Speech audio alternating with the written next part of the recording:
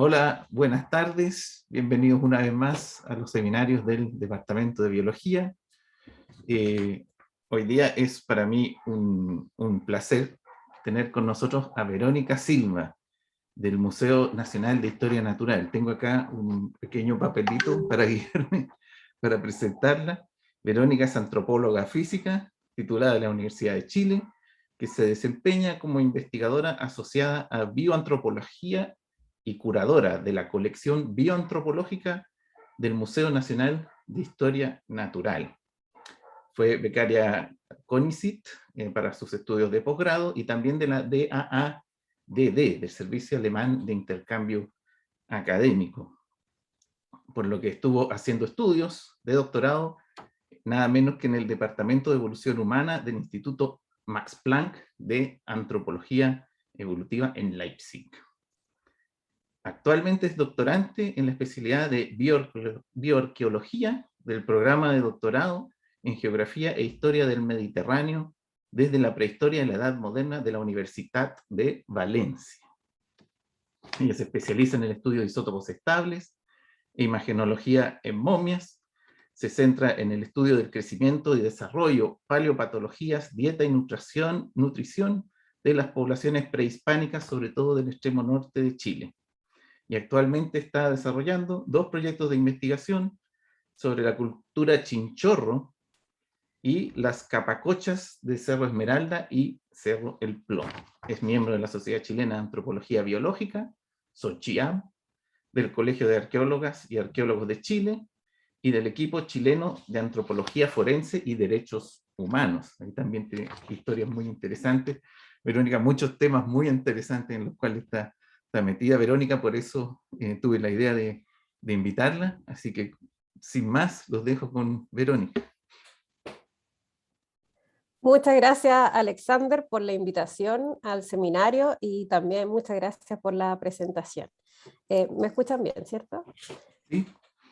Ya, yo voy a compartir pantalla ahora para que vayamos avanzando en esto. Bueno, la presentación que yo les voy a hacer corresponde a uno de los proyectos que yo estoy desarrollando, que es un proyecto FAIP, que son proyectos del Servicio Nacional del Patrimonio Cultural, que nos financia, son proyectos concursables, y nos financia el Servicio Nacional del Patrimonio Cultural. Estoy viendo lo de compartir pantalla ahora.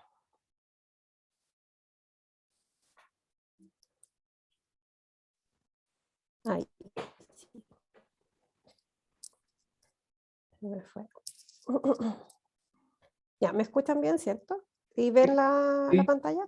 Ya, estamos listos entonces. Sí, es que como habíamos avanzado, la voy a poner ahora para presentarla. Muy bien. Es que habíamos estado revisando antes que todo estuviera bien. Ya, entonces, como les comentaba, estos proyectos uno los postula año a año y obviamente que como dependiendo de la evaluación que uno saque, si se lo adjudica o no. Son fondos pequeñitos, pero que nos permiten avanzar en pequeños análisis, sobre todo para poder ir cerrando proyectos o avanzando en proyectos, iniciándolos. Entonces es un buen fondo, digamos, en ese sentido. Esta presentación se titula Peregrinaje al Sacrificio Ritual y nos vamos a centrar en las doncellas de Cerro Esmeralda y el niño del Cerro El Plomo. La verdad es que nosotros venimos trabajando las doncellas de Cerro Esmeralda desde el año 2011 con un equipo, el primer equipo fue con el arqueólogo Pablo Méndez Quirós, con el que seguimos trabajando, y posteriormente, a partir de que llego al Museo Nacional de Historia Natural, comenzamos a trabajar en el niño del Cerro El Plomo, incluyéndonos también al equipo del profesor Mario Castro, que es el actual director del museo, y además yo tengo un equipo que trabaja conmigo hace muchos años, de voluntarias, profesionales todas, que la verdad es que nada sería posible sin el equipo. Ya entrando en tema, nosotros tenemos que contextualizar esto. Cuando hablamos del Inca, nos referimos a lo que sería el Tahuantinsuyo. El Tahuantinsuyo estaba compuesto por todo lo que ven aquí, en el extremo norte hasta Colombia, gran parte de Ecuador, obviamente que inicia la expansión incaica desde el Cusco muy tempranamente, en cuanto a lo que el periodo tardío se refiere, y la expansión incaica, ¿cierto?, abarca gran parte de Chile y Argentina hacia el sur, lo que sería el Collasuyo. Y ahí es donde nosotros nos vamos a centrar en esta exposición. Uno de los puntos más importantes que tenemos que abordar a la hora de hablar de el Inca es el tema de la sacralidad. Los incas no solamente se expandieron territorialmente, sino que además una de las estrategias más importantes para el éxito de esta expansión fue que ellos no imponían su religión necesariamente, sino que también adquirían y respetaban las religiones que existían en los pueblos conquistados. Y por lo tanto empezó a haber un real sincretismo, digámoslo así, a diferencia de lo que sería posteriormente la religión judeocristiana. Acá sí hubo un sincretismo de adquirir elementos de las comunidades locales y también llevar consigo cierto parte de lo que es la religión incaica. Entonces, los Andes comparten una cosmovisión y eso fue bastante importante para el tema de la expansión.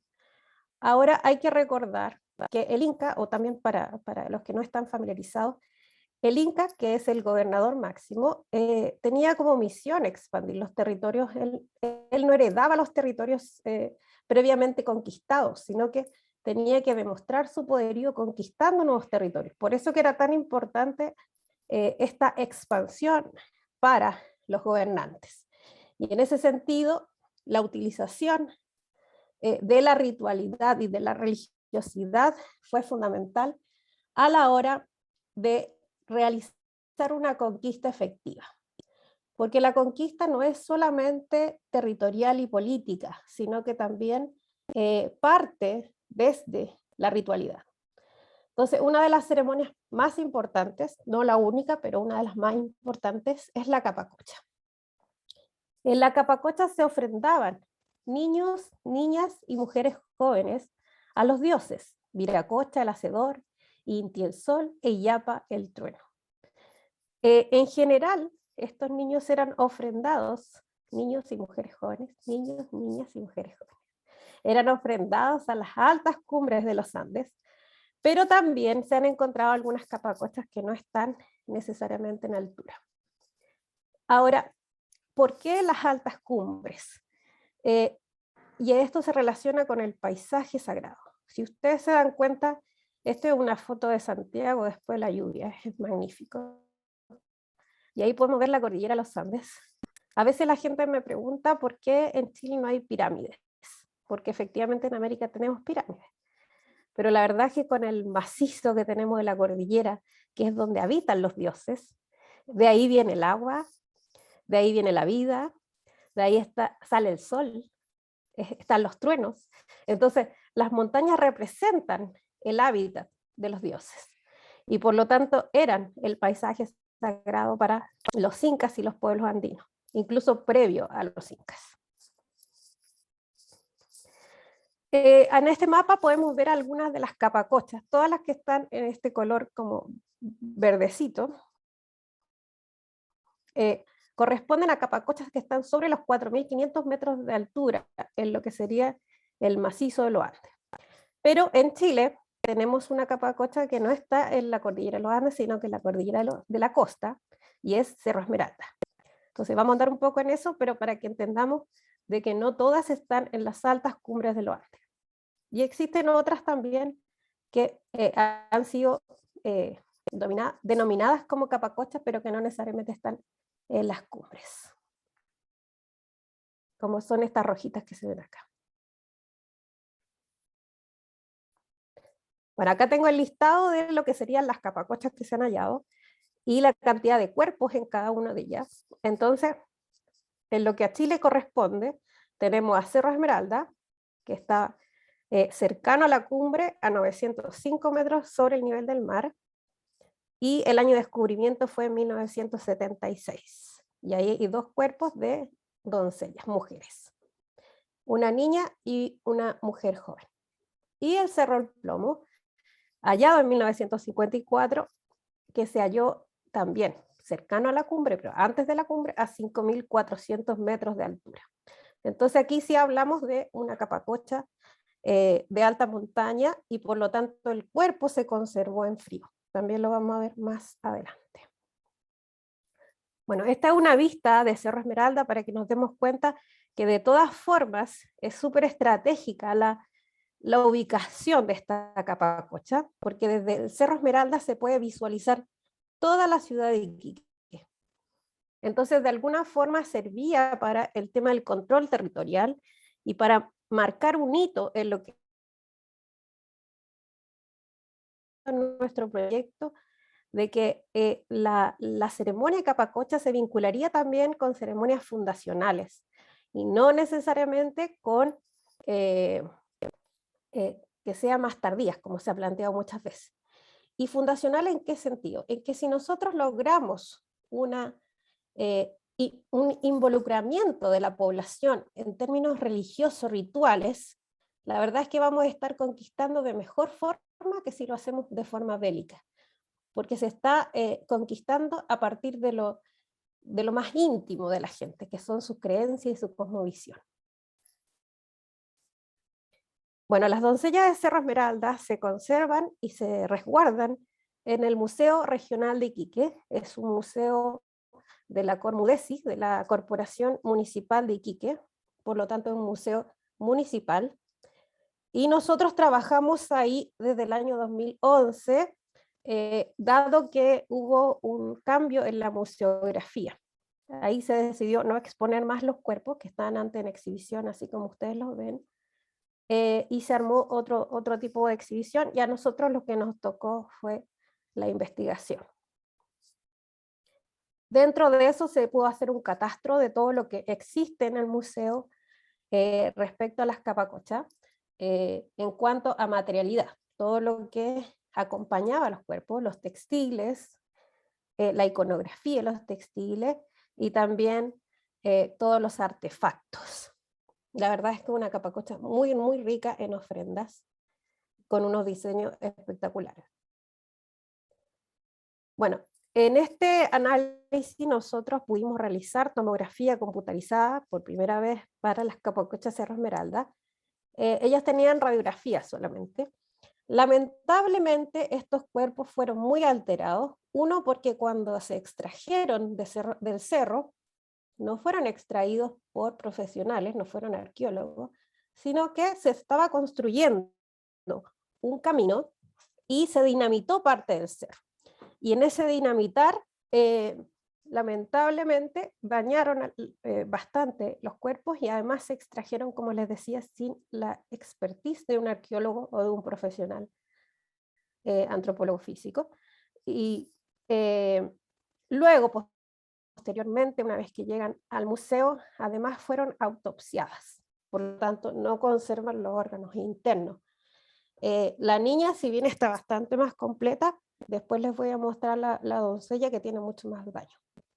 Acá yo les planteo un tema.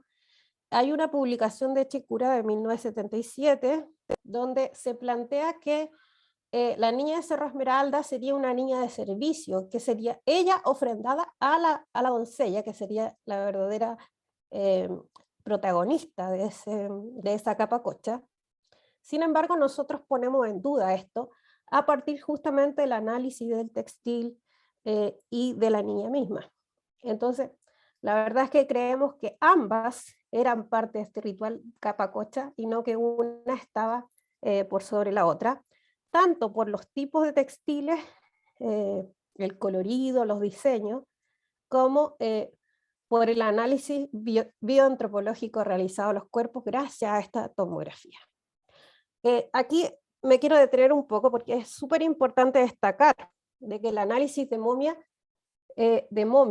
no es tan simple, porque obviamente no podemos acceder al esqueleto, que es como el antropólogo físico generalmente hace sus diagnósticos y análisis, Y obviamente que hoy en día hacer autopsia o esqueletizar incluso las momias, que era una práctica recurrente del pasado, obviamente que ya no es aceptada, porque ahora lo que debe primar es la conservación. En ese sentido es que nosotros estamos realizando hace bastantes años ya, como les digo, esto del 2011, tomografías computarizadas, que a diferencia de la radiografía nos permite visualizar en 3D los cuerpos. Entonces, tenemos una visión del interior del cuerpo por planos, pero también en 3D. Y eso nos da, obviamente, una ventaja en cuanto a interpretativa, en cuanto a los hallazgos y al análisis que uno puede realizar. Bueno, también se analizó ahí el tema de la dentadura para ver la edad.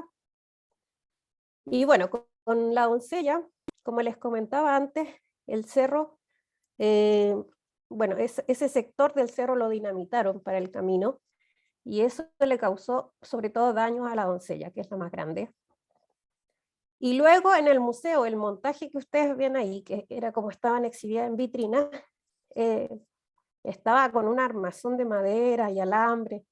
Entonces, obviamente que para la tomografía retiramos todo eso y de alguna forma el cambio de embalaje también le va devolviendo la dignidad, porque hay que entender que son cuerpos humanos. Entonces, nuestro trabajo no es solamente investigativo, sino que también hacemos un trabajo que nos lleva a reconocer ese cuerpo como humano y por lo tanto que tenga el respeto que se merece como ser humano.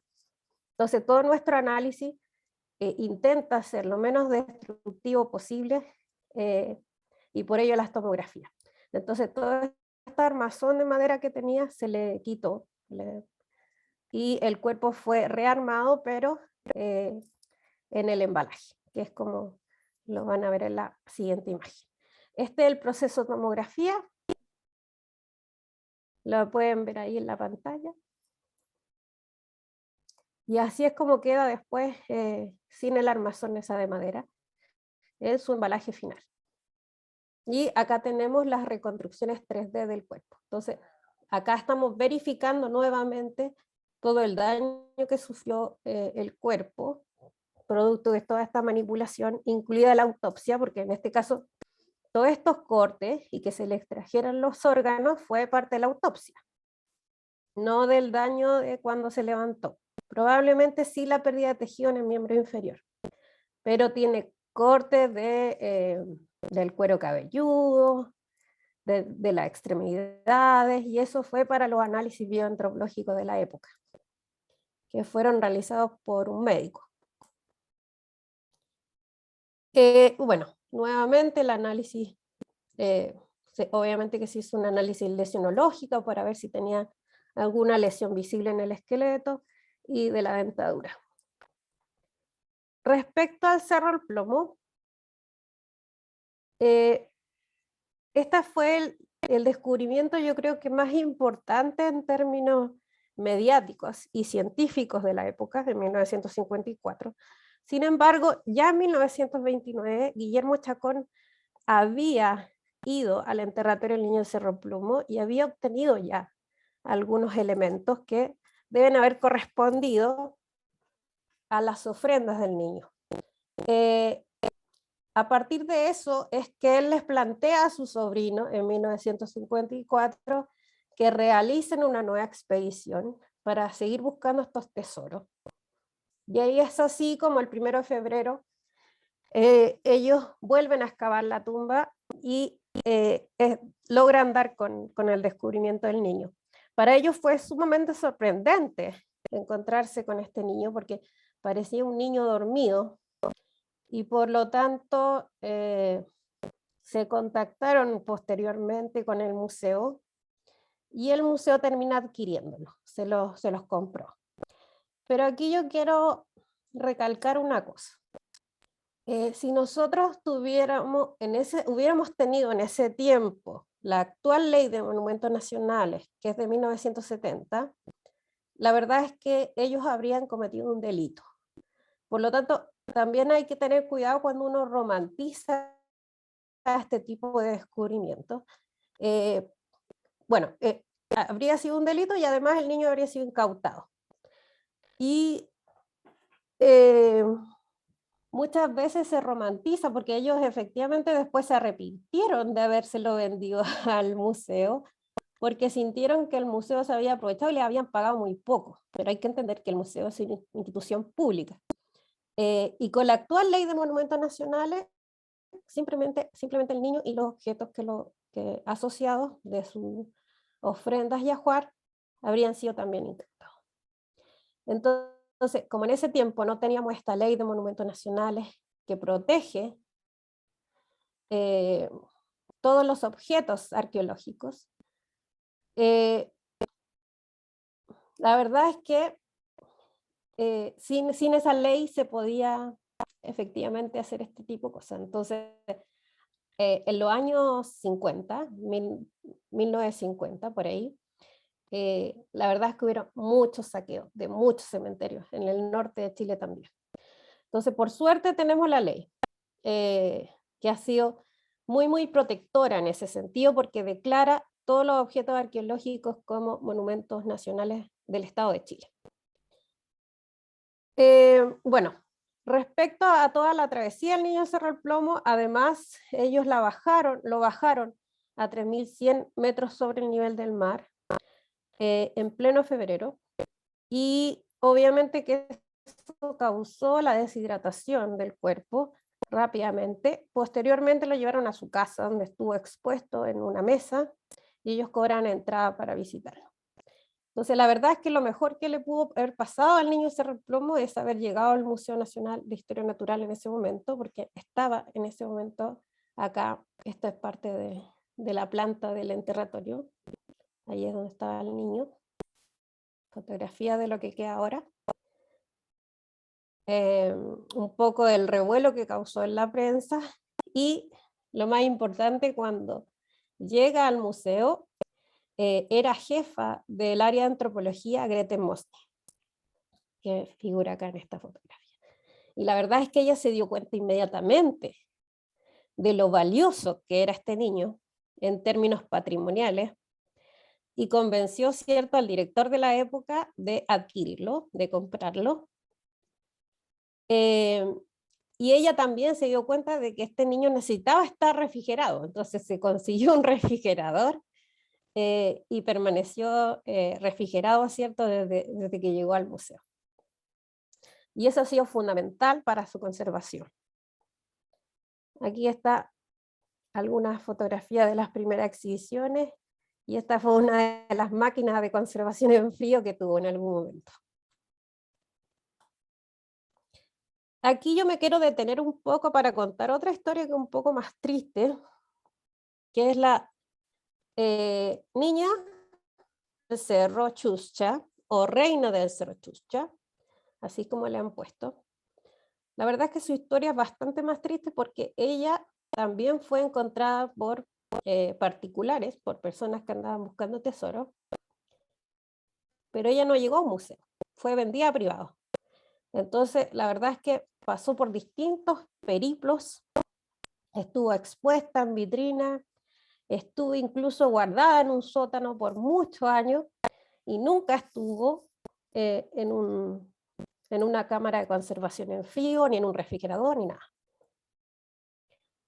Por lo tanto, su cuerpo obviamente se deterioró muchísimo, así es como se encuentra hoy en día, y finalmente hoy está en el Museo Arqueológico de Alta Montaña de Salta, pero después de mucho tiempo de haber pasado por manos de privados. Entonces, si se fijan en esta fotografía y la que les mostré antes, que esta es de Cirolo y de 1924, esta niña era muy similar al Niño Cerro del Plomo en cuanto a conservación.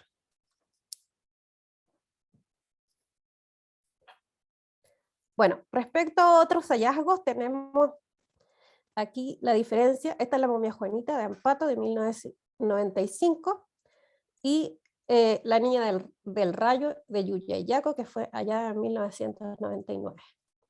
A diferencia de las otras capacochas, la capacocha de Yuyayaco fue extraída gracias hacía una expedición arqueológica.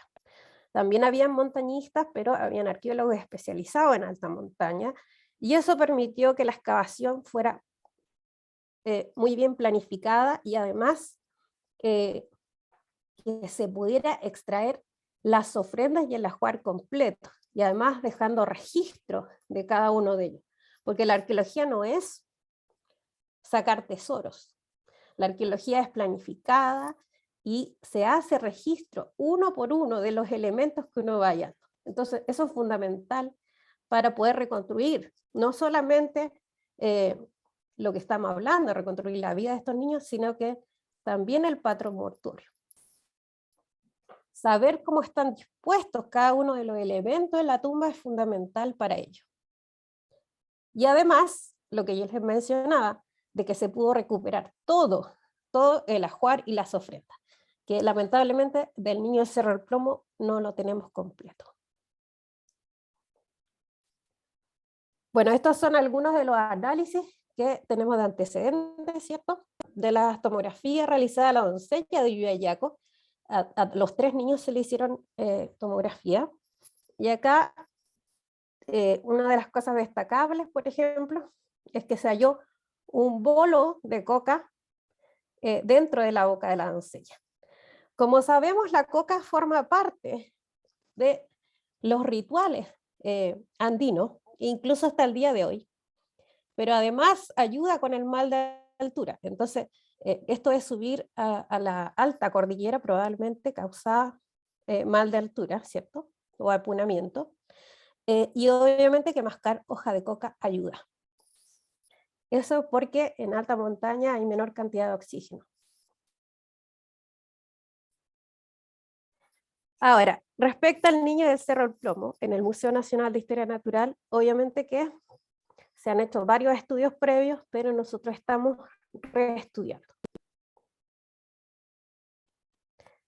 Una cosa que quiero destacar es que el niño del Cerro del Plomo es patrimonio vivo, en el sentido de que no es solamente un cuerpo que está congelado para su preservación futura y para la investigación, sino que además es un niño que convoca a la comunidad. Nosotros, antes de la pandemia, realizábamos año a año la ceremonia del Inti Raymi en el museo, donde se celebra el Año Nuevo para los pueblos originarios. Y en este sentido, bueno, trabajamos con la agrupación CONACYN, quien organizaba esta fiesta.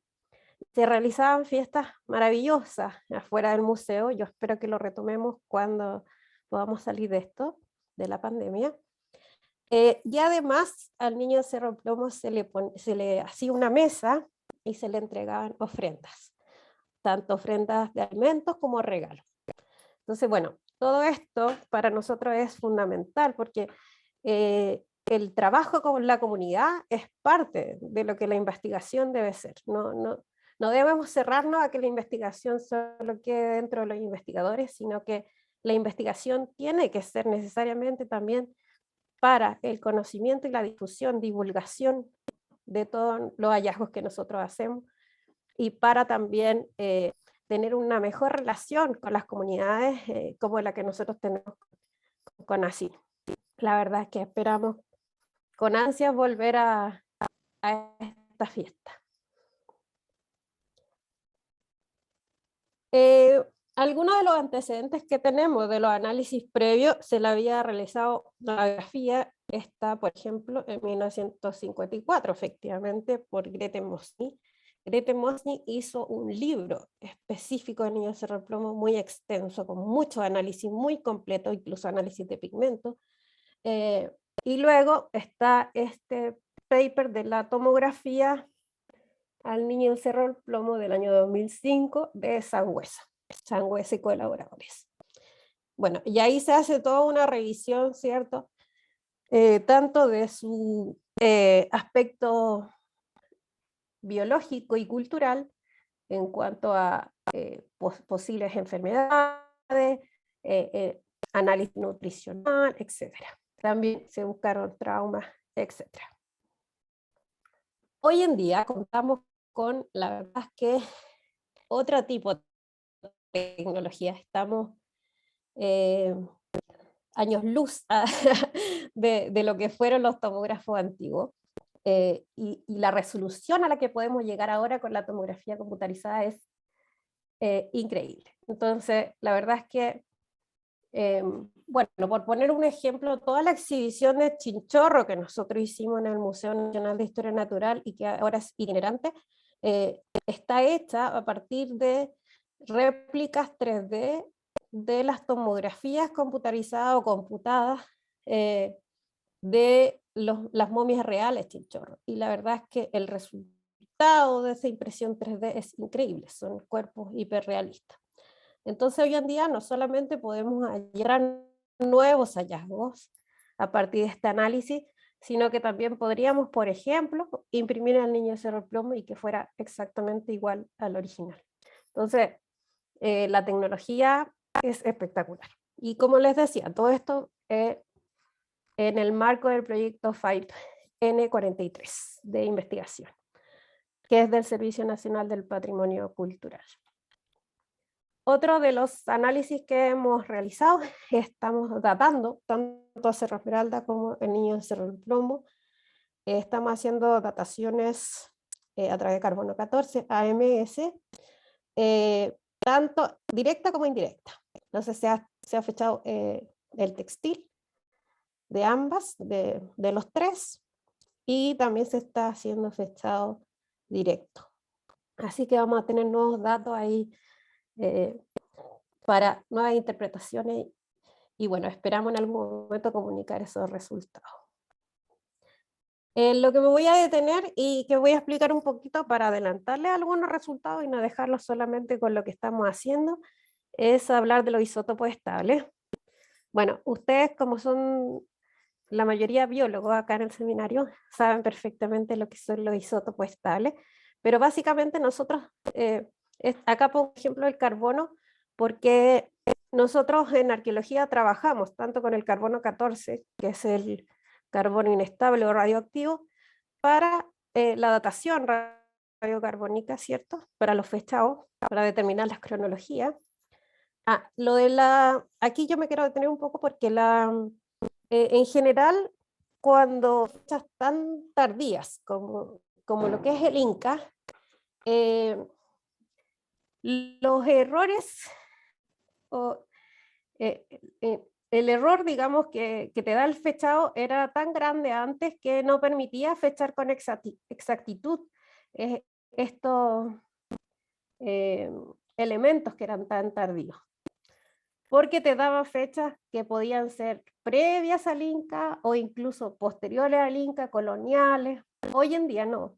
Hoy en día tenemos un rango de error mucho menor. En este caso estamos trabajando con rangos de error de 20 años, que nos permiten entonces, a la hora de calibrar las fechas, también se hacen unos análisis con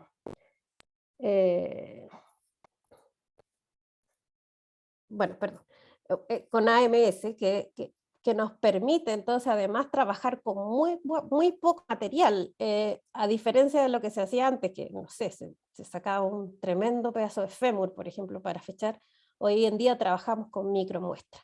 Entonces, todo esto permite que el con radiocarbono a través de AMS sea posible en épocas incaicas. E incluso hay trabajos experimentales ya para casos forenses, por ejemplo.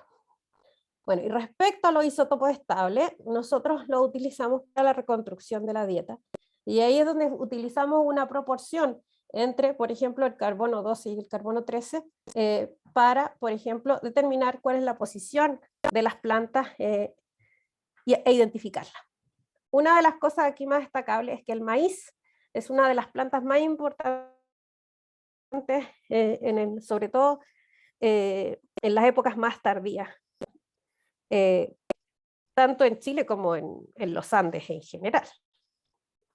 Y por lo tanto, los análisis isotópicos del carbono nos permiten separar o identificar cuándo el maíz se hace importante en la dieta.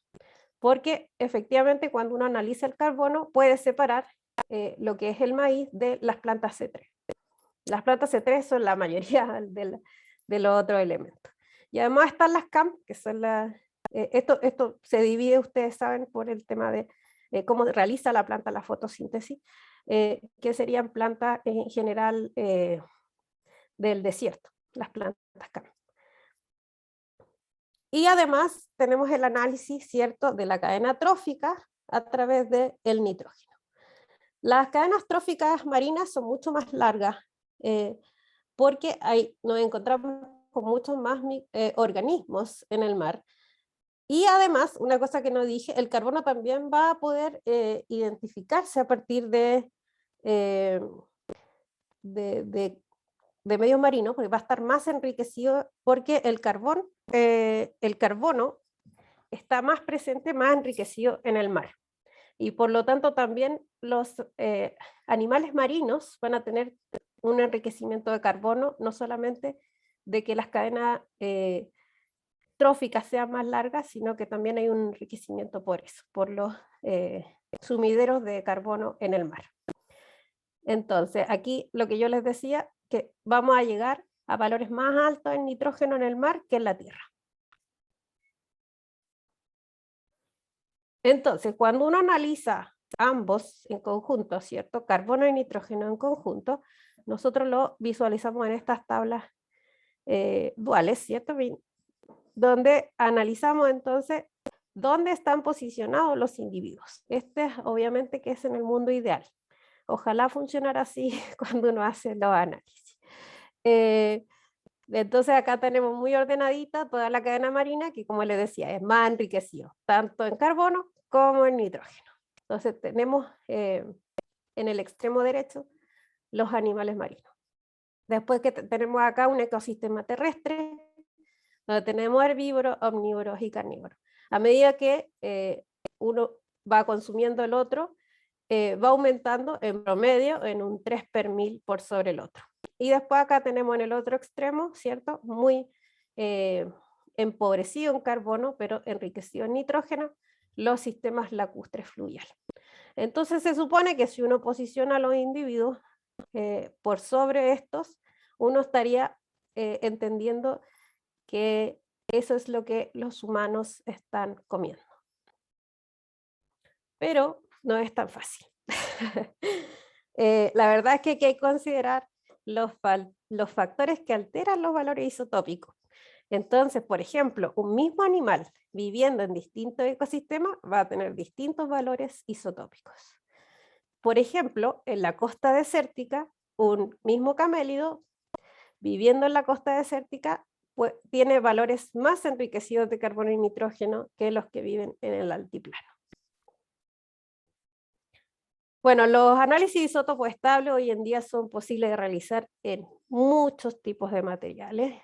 La verdad es que hoy en día podemos hacer más análisis incluso que los que salen en esta tabla y con pequeñísimas muestras. Como les decía, trabajamos con micromuestras y podemos hacer reconstrucciones de dietas, por ejemplo, desde la infancia con los dientes, de los últimos 10 años con los huesos, y a corto plazo, o sea, reconstruyendo los últimos meses a partir del análisis del pelo.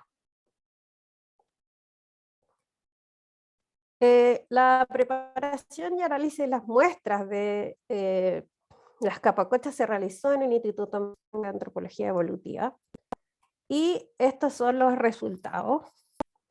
La verdad es que nosotros nos encontramos aquí con varias sorpresas. En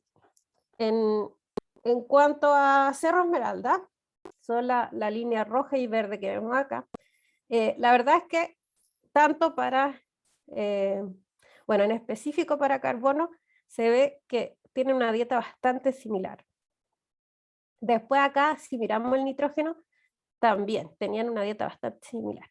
Luego hay una separación acá, si se fijan. Pero eso también puede tener que ver con que los niños tienen un metabolismo más alto y por lo tanto los cambios en los niños se acentúan más, o sea, podemos ver más los cambios de forma más brusca en los niños. Entonces eso podría ser una explicación porque está la niña Cerro Esmeralda y está la doncella. Y acá coinciden en que estos cambios se producen a los 4,5 meses. Y si bien hay una disminución aquí de tanto el carbono como el nitrógeno, luego empieza a enriquecerse. Y de nuevo se une, y la dieta de la niña y la doncella son muy similares. Y acá pasa lo mismo, 4,5 meses para el nitrógeno, donde vemos que hay un cambio, una disminución, un empobrecimiento respecto al nitrógeno, pero luego un drástico enriquecimiento. Y de nuevo, se une a la doncella. Entonces, eso nos hace suponer de que en su último trayecto tuvieron dietas muy similares. Y vamos a explicar por qué. Respecto al niño del Cerro del Plomo pasa una cosa contraria. Si se fijan acá, el niño del Cerro del Plomo se empobrece en nitrógeno y se empobrece en carbono. Y esto se marca a partir de los 6 meses. 6 meses que empieza este cambio. Así que ya tenemos 4,5 para Cerro Esmeralda y 6 meses para Cerro del Plomo. Este es el gráfico, pero en grande, es lo mismo que ya les expliqué. Y este es otro gráfico, un trabajo de Andrew Wilson. Andrew Wilson fue el que analizó en la Universidad de Bradford el pelo del niño del Cerro del Plomo y también los 3 niños de Yuya y Yaco. Y acá estamos comparando otro isótopo, que es el azufre. El azufre nos permite reconstruir la movilidad. Y acá hay algo bastante interesante. A los 6 meses, que es lo que habíamos calculado para el niño de Cerro del Plomo, coinciden todos en un mismo punto. Entonces, no es que estuvieran en este lugar al mismo tiempo, sino que en algún momento, 6 meses antes de la muerte, estuvieron en el mismo lugar. O es un poco lo que estamos hipotetizando. ¿Qué lugar sería este? El Cusco. ¿Por qué? Porque según las crónicas, la ceremonia de Capacocha se llevaba a cabo, se oficiaba, ¿cierto?, en el Cusco. De ahí partía. Entonces, lo que estamos visualizando acá, a través de esta reconstrucción de análisis del pelo, a medida, porque esto, como yo les mencionaba, es el análisis del pelo, entonces, a medida que nos alejamos acá, meses antes de la muerte, dice, lo que nosotros vamos viendo es efectivamente este análisis de cambios de dieta a corto plazo. Entonces, en el pelo al niño Cerro del Plomo tenemos más de un año, 18 meses, ¿cierto?, antes de la muerte. Y para la niña que tiene el pelo más corto, llegamos hasta el año. Y por lo tanto, toda esta reconstrucción que nosotros hacemos a corto plazo nos está hablando de ese periodo de peregrinación. Entonces, juntando todos estos análisis, nosotros llegamos a la conclusión de que salen desde el Cusco, ¿cierto?, y comienzan la peregrinación. Pero ¿cuánto demora ese trayecto? Entonces, si uno hace un análisis de la distancia desde el Cusco hacia el destino, digamos, de sacrificio, nos damos cuenta que Cerro Esmeralda está entre 900 y 1200 kilómetros. El Cerro del Plomo, en cambio, entre 2600 y 2800 kilómetros. Esto depende, obviamente, del camino del Inca que se siga. La distancia entre los tambos o estaciones de descanso es de 20 kilómetros. Y el tiempo mínimo de viaje desde el Cusco a Cerro Esmeralda caminan de 1,5 meses y el Cerro del Plomo 4,5. Entonces, ¿por qué se ve más? Eso también lo vamos a mostrar acá y en integración, obviamente. Nosotros tenemos hipótesis de trabajo y es lo que vamos contrastando con estos resultados. Acá tenemos un gráfico con los resultados para el norte de Chile respecto a los recursos. Acá tenemos camelios, acá tenemos pescado, acá tenemos las plantas C3, las plantas C4 están aquí, y además tenemos, también son resultados preliminares que son de mi tesis doctoral, y acá tenemos, por ejemplo, también los cuyes. Y por otro lado tenemos los resultados para Chile Central. Y si se fijan en cuanto a los gráficos, la verdad es que acá lo que tenemos en el norte de Chile es un enriquecimiento bastante importante, tanto en nitrógeno como en carbono, de individuos, y también de los camélidos y de otro vegetariano que sería el cuy. Y por lo tanto, pasa lo que yo les mostraba antes respecto a cómo un mismo animal, cambiando de espacio geográfico, puede variar sus niveles isotópicos. Entonces, en general, en el norte de Chile tenemos enriquecimiento de nitrógeno y de carbono. En cambio, en Chile Central, que es donde viene el niño de Cerro del Plomo, y acá estoy citando el trabajo de Falabella del 2007, la verdad es que los valores isotópicos son bastante menos enriquecidos. O sea, solamente tenemos enriquecidos los elementos que efectivamente son marinos, pero todos los elementos terrestres están bien empobrecidos, tanto en nitrógeno como en carbono. El maíz obviamente que está enriquecido en carbono porque, como les comentaba, ahí es donde se posiciona isotópicamente, pero en nitrógeno muy bajo. En cambio, fíjense acá donde está el maíz en el norte de Chile, muy arriba en nitrógeno. Entonces, ¿en qué se traduce eso? Lo más probable es que el viaje haya durado más de lo que duraría, digamos, caminando derechito hacia los cerros donde fueron ofrendados. Y eso es porque esta peregrinación no solamente era un caminar derechito hacia allá, sino que involucraba estar con las distintas comunidades. Era un peregrinaje que requería de compartir con las comunidades y de comensalidad. ¿Qué significa eso? La comensalidad es parte esencial de la ritualidad incaica y de la ritualidad de los Andes, incluso hasta el día de hoy, que es donde se comparten bebidas y alimentos.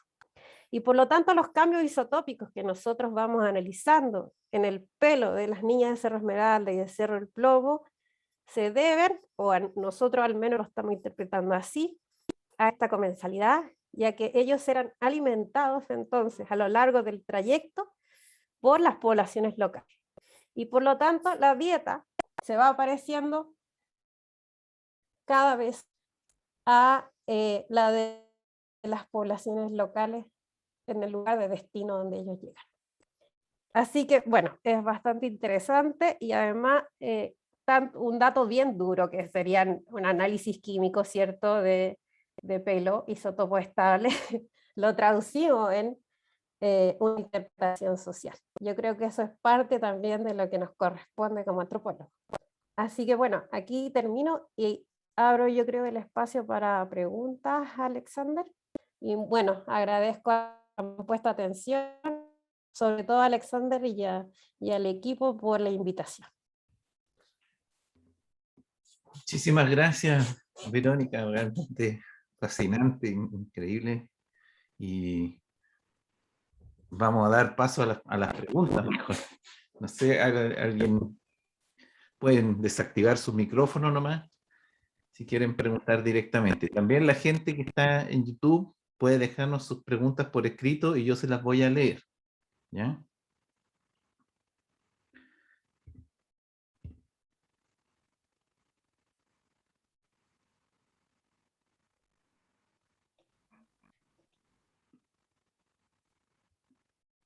Ahí hay una pregunta del profesor Juan Carlos Letelier. Adelante, profesor, pregúntenos. Primero, ¿me escuchan? Muchas gracias, que aprendí. Fascinante el tópico. No sé si no escuché o perdí la atención. Entonces, ¿cuál es la datación de la momia del Cerro del Plomo? No, es que yo no lo mencioné. Estamos guardando esa información para la publicación. Ya, pues está bien, ya, no sé, no importa. Ya, pero entonces, tienen lo más importante, tienen una estimación. Sí, ¿no? tenemos la datación, sí. Excelente, Ahora excelente. estamos esperando nuevos resultados, así que con eso vamos a comprobarlo, porque como yo les decía, se hicieron análisis indirectos, porque se hicieron análisis al textil, y ahora estamos fechando directamente el niño, entonces, pelo. Ya. Así que estamos esperando esos No, resultados. perfecto, te entiendo. Mira, yo he esperado 62 años para saber la respuesta, estoy dispuesto a esperar unos años más, así que no. Gracias. Yo también tengo una consulta. No sé si me despisté, al igual que el profesor, a lo mejor lo mencionaste, pero, o sea, me quedó claro que a través de estos rituales ellos iban conquistando espiritualmente, por decirlo, ¿no? Que tiene que ser una cosa bien impresionante toda la historia que había detrás de esto y poder participar también, ¿no? Hacerlos a ellos partícipes. Eh, Estas niñas eran eran de las localidades de los conquistados, por decirlo así, o eran de de los conquistadores y ellos los convidaban a su ritual, o los conquistados también se esperaba de ellos que entregaran sus seres queridos para el sacrificio. Sí, según está descrito, el ritual de Capacocha justamente involucraba a las poblaciones para que ellos también entregaran a sus hijos, digamos que sus hijos e hijas. Al final tiene que ver con entregar lo más preciado que uno tiene. Claro. Entonces, la verdad es que no sabemos si venían como, por ejemplo, de la zona de Perú o venían de otros territorios. Es algo que va a quedar pendiente todavía, probablemente a futuro lo podamos responder. Los isótopos efectivamente ayudan porque nos dan algunos datos. Nosotros ya hemos realizado con Cerro Esmeralda análisis de estroncio. Ahora estamos a la espera de los resultados de oxígeno, hidrógeno, tanto de Cerro Esmeralda como de Cerro El Plomo. Entonces, bueno, hay hartos análisis ahí que estamos haciendo respecto a origen y movilidad. Eh, pero probablemente no podamos dar con el lugar exacto de donde venía, no todavía. Con la tecnología actual no creo que se pueda. Hay una pregunta en el chat, Ugarte Martínez. Si no la hace en vivo es mejor todavía, si desactiva su micrófono y no la hace él, es mejor. O ella, no sé, son apellidos. Si es medio Hola, ¿me corto. escuchan? Ahí está. Sí, adelante, Hola. por favor. Sí, quería saber si es que han determinado algún tipo de correlación entre las cumbres Aló. escogidas para hacer las capacochas Sí. y con las poblaciones Hola, que pueden ¿me puede estar llamar cercanas. en 15 minutos, por favor? No, un momento. Estoy ocupado. Hay alguien que tiene, Juan, Ya. parece que ya, a Juan Ya, se le activó el micrófono. Disculpa, ya, de repite la nuevo. pregunta, por favor. Sí, sí que han existido se han determinado si que hay alguna correlación entre las cumbres escogidas para hacer estos, digamos, rituales y si es que están relacionados con alguna población cercana a esas cumbres, o es un continuo, digamos, en la cordillera de los Andes, no tiene que ver con eso al final. No, las cumbres escogidas generalmente tienen que ver porque son espacios muy importantes en términos religiosos, en lo que hablábamos de este paisaje sagrado. Entonces, no es que utilicen cumbres al azar, sino que son lugares especialmente escogidos por su importancia, ya sea porque dominan cierto espacio, como lo que mostrábamos de Cerro Esmeralda, o porque también nos comunican distintos lugares, eh, o porque son las cumbres más altas, las más llamativas, como por ejemplo el Yuyayaco. Eh, claro, no es al azar y también se relaciona con cuáles son los lugares sagrados, las huacas o apu para las localidades, para los lugares, digamos, en los que se realiza esta ceremonia.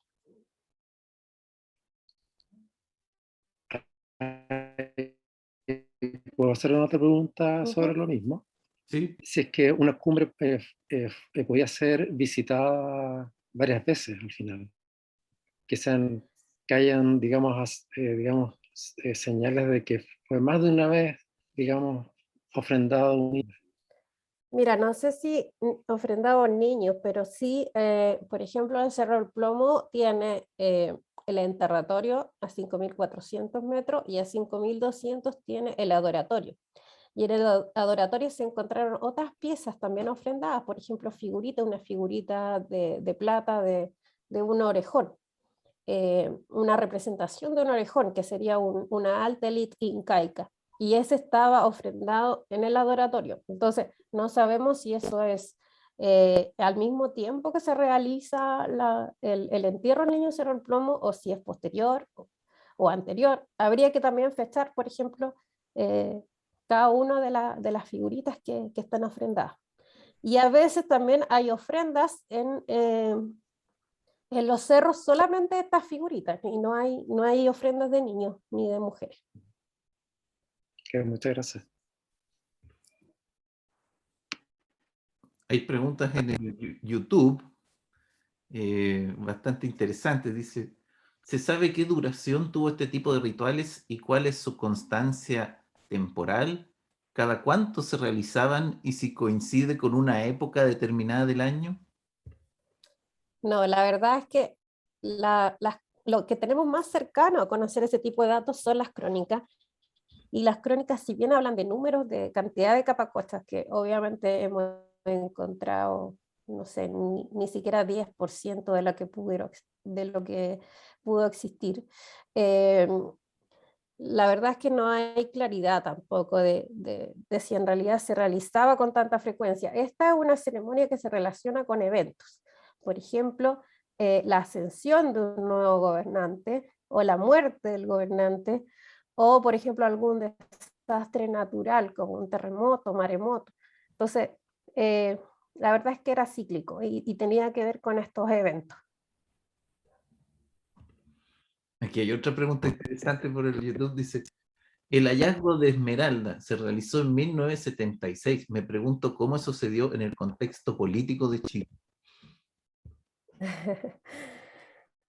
Mira, estaban construyendo un camino para la mina. Entonces, un poco el tema también que podemos hablar del extractivismo, en el que Chile sabemos que se encuentra es como su política económica es el extractivismo, digámoslo así. Ustedes también lo saben, que trabajan en paleontología, pasa lo mismo. Entonces su hallazgo se asocia justamente a esto, a la construcción de un camino para la minera. Así que bueno, ese es el contexto. Y acá nos preguntan, ¿los descubrimientos en Chile fueron fortuitos? ¿Han desarrollado un algoritmo que integre factores de los sitios elegidos para explorar nuevos sitios? No, yo la verdad es que no conozco a nadie que haya desarrollado algoritmos para encontrarlo. Lo que sí, la exploración de Yuyayaco fue planificada porque ya existían avistamientos, porque hay un rayo que cae en una de las momias que probablemente estaba expuesta, que la niega el rayo, y eso lo ve un montañista, y a partir de ese dato es que se organiza esta expedición. Entonces, por suerte ahí no hubo buscadores de tesoros que se pusieron a hurgar, sino que la expedición arqueológica pudo rescatar cada uno de los individuos y las piezas. Entonces, la verdad es que échenle una miradita a todas las ofrendas y ajuares que tienen, porque es impresionante. Y así también uno se puede imaginar todas las piezas que debió tener el niño de Cerro del Plomo, tanto sus ofrendas como su ajuar, porque por ejemplo los niños tenían varios juegos de zapatitos, los de Yuyayaco. El niño Cerro del Plomo solo llegó con su parte de zapatito. No sé, las figuritas de oro o las figuritas de espóndilo, las de plata, los de Cerro Esmeralda, los de Yuyayaco tienen muchísimos, muchísimos, además las cerámicas. Y el niño Cerro del Plomo solo trae uno de cada uno y no tiene ninguna cerámica. Entonces probablemente muchos de los elementos que acompañaban al niño Cerro del Plomo llegaron a manos de privados. Y yo siempre hago el llamado de que, bueno, si alguien los tiene, que los done. Sí. Son patrimonio de todos. Aquí otra pregunta. ¿Cuál fue la manera de muerte común entre los niños? La verdad es que están las crónicas de Cobo, de Bernabé Cobo, y ahí se describe que las principales formas de muerte eran la estrangulación, golpe en la cabeza, había otra más, bueno, y dejarlos morir durmiendo. Entonces, claro, había violencia involucrada, también puede haber existido, no sé, bebidas tóxicas, pero bueno, efectivamente era una ceremonia que podía incluir violencia. También puñalada, me parece que está descrito.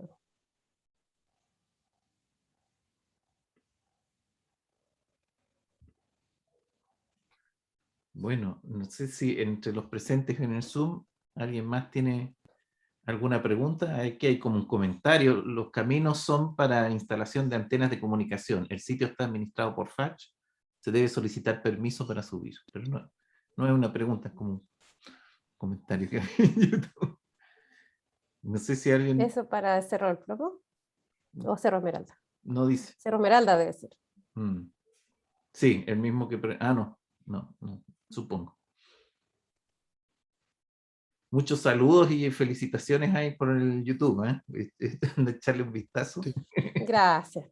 Y Hola, sí, Ale, Vero. sí. Oye, ¿está descartado completamente algún análisis biológico que se le pueda hacer a las muestras, digamos, con las metodologías proteómicas que hay hoy día?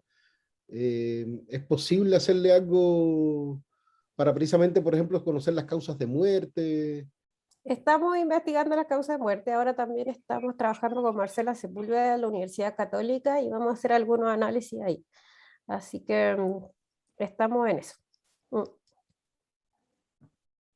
Muy bien. Y bueno, lo de la causa de muerte es parte también de nuestro proyecto, de poder revisar la causa de muerte.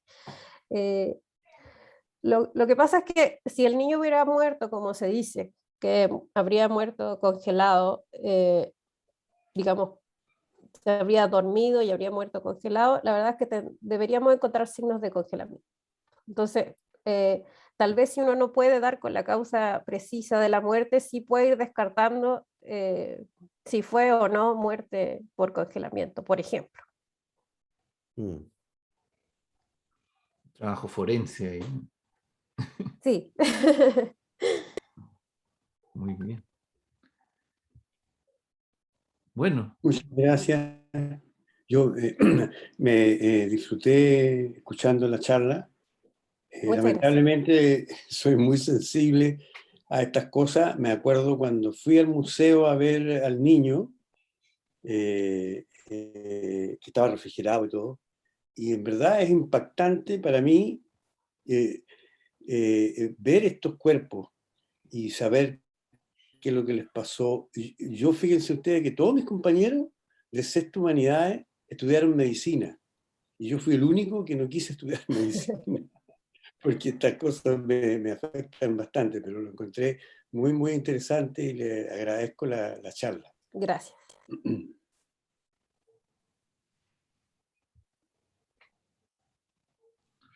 bueno, si no hay más preguntas, ahí está, hay más preguntas, creo. No, alguien levantó. Ahí está, Alejandro. Adelante nomás.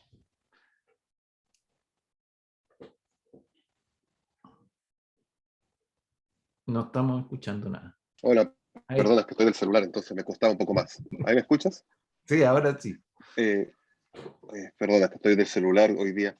Verónica, muchas gracias por tu charla, está muy Gracias. interesante.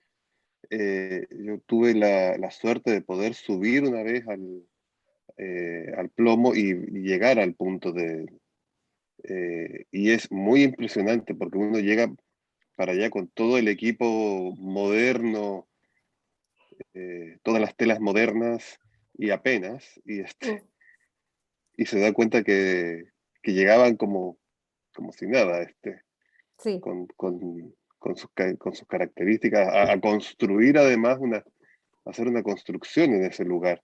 Y eso es lo que yo te quería preguntar, ¿cuánto tiempo dedicaban además a hacer una construcción en ese lugar? Porque eso es una cosa que no es trivial, estar en un lugar a esa altitud, construyendo un espacio. ¿Cuánto tiempo? Porque no es como que pernoctaban nada más. Claro, lo más probable es que hubieran expediciones previas que era Ujú. todo lo que era el preparativo para la ceremonia, porque al menos en el Cerro Yuyayaco sí se ha encontrado muerte, por ejemplo, eh, de los trabajadores, digamos, de las personas que iban a preparar esto, que murieron en el camino. Entonces, a diferencia, bueno, obviamente que en Cerro Plomo no lo hemos encontrado, pero el Yuyayaco además es mayor dificultad, es más altura, ahí son sobre los 6.000 metros de altura. Entonces, ahí sí se han encontrado personas que murieron, digamos, probablemente en estos preparativos de la ceremonia Capacocha como tal. Muchas gracias. El tiempo no sabemos, difícil decirlo. Y también siempre nos preguntan en qué época del año fue y la verdad es que tampoco podemos determinarlo. Porque, bueno, tú sabes, el Cerro El Plomo, aunque sea verano, de todas formas hay que cruzar el glacial. Entonces, no es una hazaña cualquiera.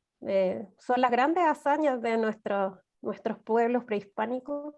Y Sí. acá también me gustaría destacar el punto de que no podemos olvidarnos de que todo esto es nuestra historia que está detrás. O sea, nuestra historia no comienza con la llegada de los españoles, sino que tenemos por lo menos 15.000 años de historia sobre este territorio. Así que creo que es sumamente importante. En ese sentido, yo no sé si yo haber subido por el mismo lado o no, por lo menos el lugar de entierro, por lo menos por el lado que yo llegué, se accedía antes de cruzar el glaciar. Ah, perfecto.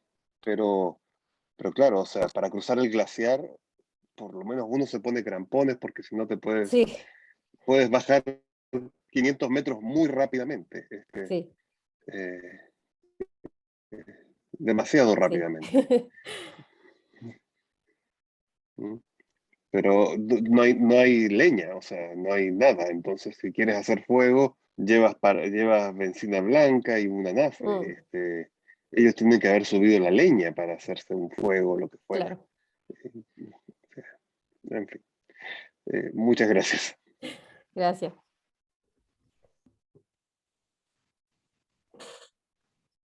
¿Hay tiempo para una preguntita más? Digo,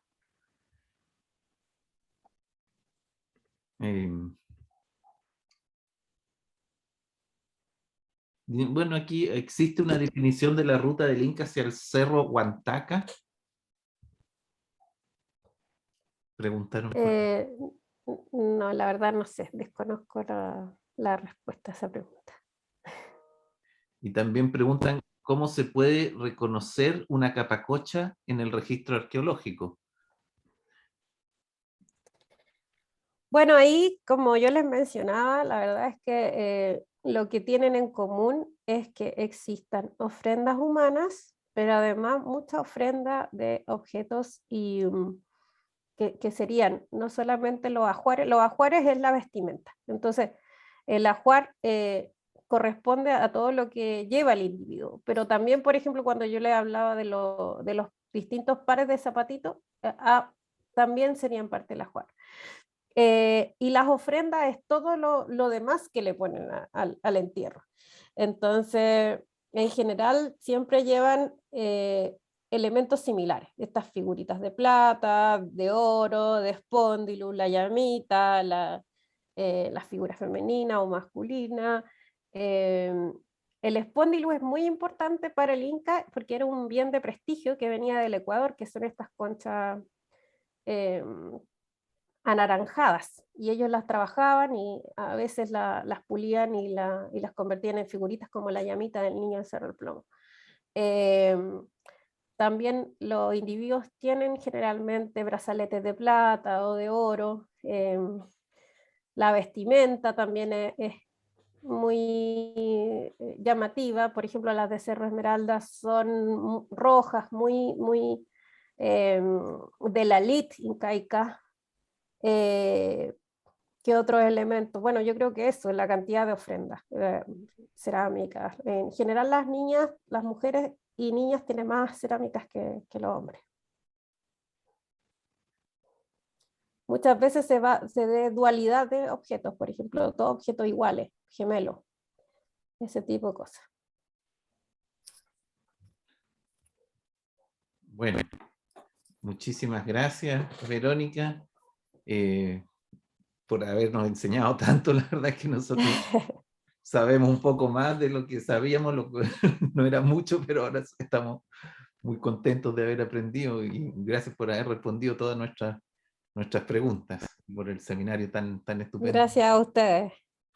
Ok, nos vemos entonces el próximo miércoles, todo el mundo. Chao, chao. Chao, gracias por la invitación. Gracias. Nada, gracias a ti. Chao. Chao, chao.